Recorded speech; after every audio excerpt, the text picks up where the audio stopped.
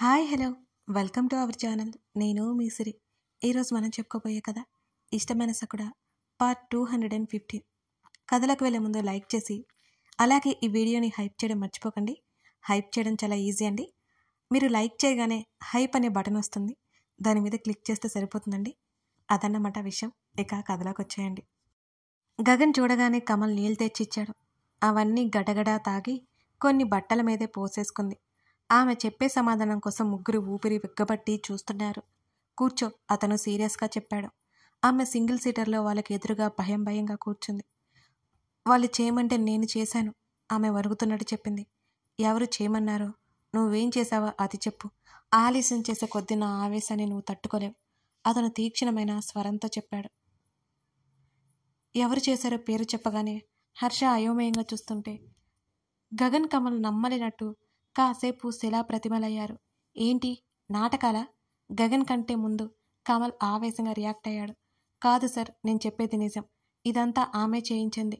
ఆ అమ్మాయి గొంతు వణికిపోతోంది భయంతో. ప్రూఫ్స్ ఏంటి అని అడిగాడు. ఆమె తన మొబైల్ చూపించి అందులో ఏ అకౌంట్ నుంచి అయితే డబ్బులు పడిందో చూపిస్తూ ఆ ఫోన్ నంబర్ చూపించింది. ఆమెతో డైలీ కాంటాక్ట్స్ చూపించింది. గగన్ రెండు చేతులు పిడికిలు బిగుసుకున్నాయి. నాతో రా, చూపుడు వేలు చూపిస్తూ ఆ అమ్మాయికి చెప్పాడు గగన్. ఆమె వాళ్ళ వెంట మౌనంగా నడిచింది. అంతకంటే మరో ఆప్షన్ ఆమెకి లేదు. సార్, నన్ను చంపేస్తారు సార్ వాళ్ళకి తెలిస్తే. ఆమె స్వరం వణుకుతోంది భయంతో. మిగతా ముగ్గురు ఏం మాట్లాడలేదు. అందరూ రాజేంద్ర ఇంటికి బయలుదేరిపోయారు.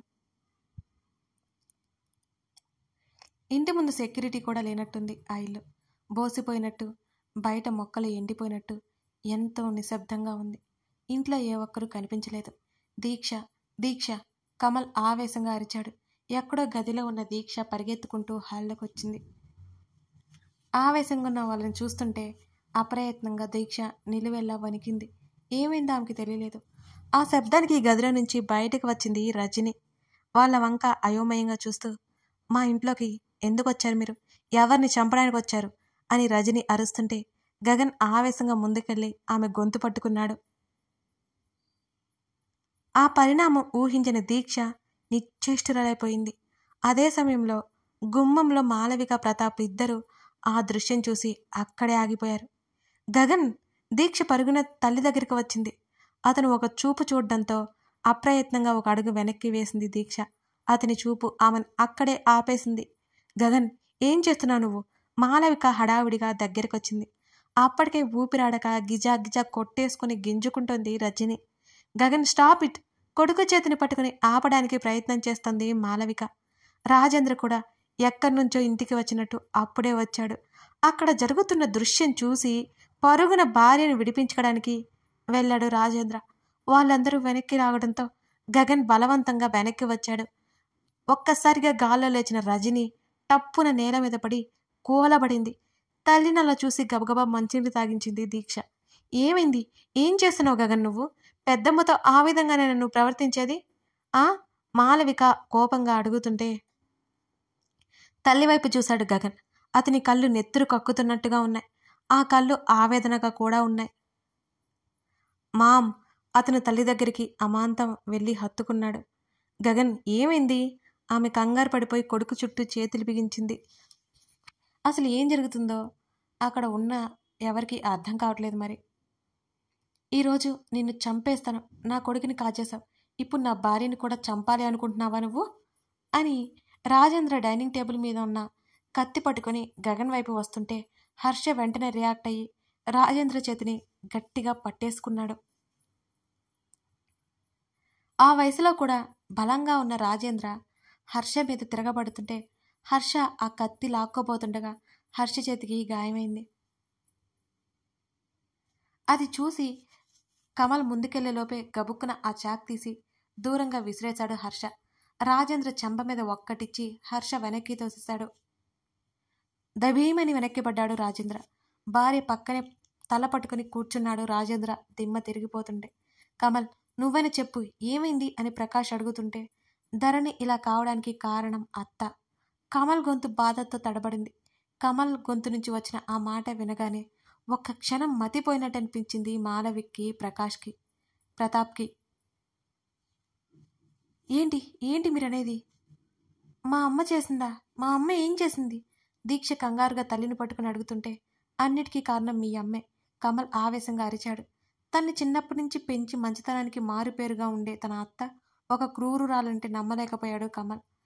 కమల్ మాటలు వింటూనే తల్లి వైపు చూసి భయంగా వణుకుతున్న చేతులను వెనక్కి తీసుకుంది దీక్ష. తల్లి నుంచి దూరం జరిగాడు గగన్. గగన్, ఇదంతా నిజమా? రజనీ వైపు భయంగా చూస్తూ అడిగింది మాళవిక. అవునన్నట్టు తల ఊపాడు. కొడుకు చేతిని మరింత గట్టిగా పట్టుకుని నమ్మలేనట్టు చూస్తుంది మాళవిక. రజని ఊపిరాడక దగ్గుతూ అందరి వైపు చూస్తుంది. ఆమె కళ్ళలో భయం ఎవరికి కనిపించలేదు. రాజేంద్ర తల పట్టుకుని తల పక్కకి వాలిపోయాయి. అలాగే కూర్చుని ఉన్నాడు. దీక్ష వణుకుతూ అలాగే మూలకొచ్చింది. ఆమె గట్టిగా ఏడుస్తూ మోకాళ్ళ మధ్య తలదాచుకుంది. కమల్ ఊరుకోలేకపోయాడు. ఆమె భుజాలు పట్టుకుని పైకి లేపి పక్కకు తీసుకెళ్లి మంచినీళ్లు తాగించాడు. దీక్ష ఏడుపు హాల్లో నిశ్శబ్దంలో గట్టిగా ప్రతిధ్వనిస్తోంది. ఆమె ఊహించని వ్యక్తిత్వం ఉన్న తన తల్లిని చూస్తుంటే ఆమెకి భయంగా ఉంది. అలాగే తన అన్నయ్య ఒక రాక్షసుడని తెలిసి ఎంతో కుమిలిపోయిందో. ఇప్పుడు మళ్ళీ తన తల్లి కూడా అదే కోవకు చెందిందని తెలుస్తుంటే ఆమెకు మతి భ్రమించినట్టే ఉంది. ఈ ప్రపంచంలో ఆమెకెవరూ లేరు అన్నట్టు ఒంటరిగా అయిపోయింది దీక్ష. ఆమెలో ఏవో ఆలోచనలు. మాళవిక దీక్షని దగ్గరికి తీసుకుంది. అసలు ఏం జరిగింది గగన్? ఎలా ఇదంతా అంటుంటే వినీత వైపు చూశాడు గగన్. ఆమె భయంగా నిలబడి ఉంది. అలాగే అందరూ తల్లి తిప్పి చూడగా మాళవిక ఒక్కసారిగా కళ్ళు వెడల్పు చేసింది. తన ఇంట్లో పనిచేసే అమ్మాయి ఇంత మోడర్న్ గెటప్లో ఉందేంటిక్కడ? మాళవికి అర్థం కాలేదు. దీక్షను వదిలి కమల్కి అప్పగించింది. ఈ అమ్మాయి వాణి ఇక్కడుందేంటి? మాళవిక అయోమయంగా అడుగుతూ కొడుకు దగ్గరికి వచ్చింది. ఈవిడ పనమ్మాయి కాదంటీ, హర్ష పళ్ళునూరుతూ అన్నాడు. హర్ష వంక అయోమయంగా చూసింది మాళవిక. ఏంటి హర్ష నువ్వు చెప్పేది అంటూ మళ్ళీ కొడుకు వైపు చూసింది. గగన్ అలాగే మౌనంగా నిశ్చలంగా ఉన్నాడు. ఈ అమ్మాయి ద్వారానే ఈవిడ అంటూ రజనీని చూపిస్తూ ధరణి అలా అవడానికి కారణం అని అన్నాడు హర్ష. నమ్మలేనట్టుగా ఒక అడుగు వెనక్కి వేసింది మాళవిక. వెంటనే ఆమె చుట్టూ చేతులు వేసి పట్టుకున్నాడు ప్రకాష్. ఏంటి ధరణి ఇలా అవడానికి కారణం రజని అక్క ఇంకా నమ్మలేనట్టు చూస్తుంది. అవునంటీ, మాకు ఈరోజే తెలిసింది అన్నాడు హర్ష. రాజేంద్ర రజని కాస్త తేరుకున్నాక ఆమె ముందు మోకాళ్ళ మీద కూర్చున్నాడు గగన్. ఆమె కొంచెం తేరుకున్నట్టు భయంగా చూస్తుంది. అంతకుముందు ఆమె మాటల్లో కనపడిన పొగరు కోపం కంటే భయమే ఆక్రమించినట్టయింది. ఏం చేయాలి నేను? అసలు నీతో ఇలా మాట్లాడాలంటే నాకు సిగ్గుగా ఉంది. ఛీ! గగన్ అసహ్యంగా చూస్తుంటే రజని మొహాన్ని పక్కకు తిప్పుకుంది. ఇప్పుడు నిన్ను చంపేస్తే నాకు ప్రశాంతత లభిస్తుంది అతను అంటుంటే ఆమె కళ్ళు వెడల్పు చేసింది. మరీ భయంగా చూస్తోంది. దీక్ష వెక్కి ఏడుస్తూ కమల్ భుజం మీద తలవాల్చింది. అక్కడే నిశ్శబ్దంలో గగన్ మాటలతో పాటు దీక్ష ఏడుపులు పెద్దగా వినిపిస్తున్నాయి. మాళవిక వేగంగా వెళ్ళి రజని రెక్క పట్టుకుని పైకి లేవదీసింది. ధరణి అలా చావంచుల వరకు వెళ్ళడానికి కారణం నువ్వా అంటూ భుజాలు పట్టుకుని ఊపేస్తుంటే రజని మాళవిక చేతులు విసిరి కొట్టేసింది గట్టిగా. అవును నేనే అంటూ గట్టిగా అరిచింది. ఆమెలోకి ఒకలాంటి రాక్షసత్వం క్రూరత్వం ప్రవేశించినట్టయింది చూస్తున్న వాళ్ళకి రజనీని చూస్తుంటే. నా కొడుకుని కాదని అది ప్రశాంతంగా ఉండడానికి వీల్లేదు. నా కొడుక్కి కాకుండా చేసిన మిమ్మల్ని ప్రశాంతంగా ఉండనివ్వలేను అంటూ గట్టిగా అరుస్తుంటే అందరూ నిర్ఘాంతపోయి చూస్తున్నారు ఆమె వంక. కమల్ అయితే ఒకలాంటి షాక్లో ఉన్నాడు. అసలు ఆమె తన రజనీయేనా అనే అనుమానం వస్తోంది. తన అత్త ఇలా ఉండదే. దీక్ష కమల్ భుజం దగ్గర ముఖం దాచుకుని తల్లి మాటలు వింటోంది అలాగే ఏడుస్తూ. మాళవిక కళ్ళలో నీళ్లు ఆమె చెంపల మీదకు జారాయి. ఆమె నమ్మలేనట్టుగా చూస్తోంది. ముందు రోజు రాత్రే తనకి ఒంటరిగా అనిపిస్తుందని దీక్ష ఏడుస్తుంటే భర్తని వెంట పెట్టుకుని దీక్షని తీసుకెళ్ళడానికి ఆవిడ వచ్చింది. కానీ అదంతా జరుగుతుందని ఆమె ఊహించలేదు. అంత పెద్ద నిజం ఆమె తట్టుకోలేకపోతోంది. ఆ అమ్మాయిని చంపించడానికి చూశాను, బెదిరించడానికి చూశాను, కానీ ప్రతిసారి తప్పించుకుంటుంది అంటూ క్రూరంగా రజని మాట్లాడుతూనే ఉంది. నా కొడుక్కి లేని సంతోషం మీకెందుకు రానిస్తాను నేను అని గట్టిగా పిచ్చి పట్టిన దానిలాగా అరుస్తూ, నా కొడుక్కి ఆ గతి పట్టించిన దాన్ని కారం కొట్టి హింసించాను. ఆవిడ రాక్షసంగా చెప్తుంటే అప్రయత్నంగా మొహం పక్కకు తిప్పుకొని కళ్ళు మూసుకున్నాడు గగన్. అతని పిడికిలి బిగించి మరే. అతనికి ఆవేశం ఆపుకోలేక విసురుగా వెళ్ళి రజని చెంప పగలగొట్టాడు. ఆమె వెనక్కి తూలిపడింది. ఇవాళ నిన్ను చంపేస్తా. గగన్ ఆవేశం చూస్తుంటే దీక్ష పరుగున వెళ్ళింది. ప్లీజ్ మా అమ్మని ఏం చేయొద్దు, ప్లీజ్. కావాలంటే పోలీసులకు అప్పచెప్పండి, ఆమె వేడుకుంటోంది. దీక్ష రెక్క పట్టుకుని పైకి లేవదీసి, నీకు ఇంకా అర్థం కావడం లేదా? నీ అన్న అంత మూర్ఖంగా తయారవడానికి కారణం నీకు అర్థం కావడం లేదా? నీ మావయ్య నీ అన్న పోవడానికి కారణం ఏంటో నీకు అర్థం కావడం లేదా? మంచితనం ముసుగు వేసుకున్న మహా తల్లి ఈవిడ. నా తల్లికి ఇచ్చే గౌరవం ఇచ్చాను, అలాంటిది ఇంత పని చేస్తుందా? వదలను నేను అని దీక్షతో గట్టిగా చెప్తుంటే దీక్ష బెదిరిపోయింది. రాజేంద్ర అవన్నీ అప్పుడే వింటున్నట్టు షాక్ అయిపోయాడు. అలాగే చూస్తున్నాడు. తన భార్య వైపు అత్యంత ఆశ్చర్యకరంగా చూస్తున్నాడు రాజేంద్ర. ఇన్ని జరిగాయా? తన భార్య ఇన్ని చేసిందా?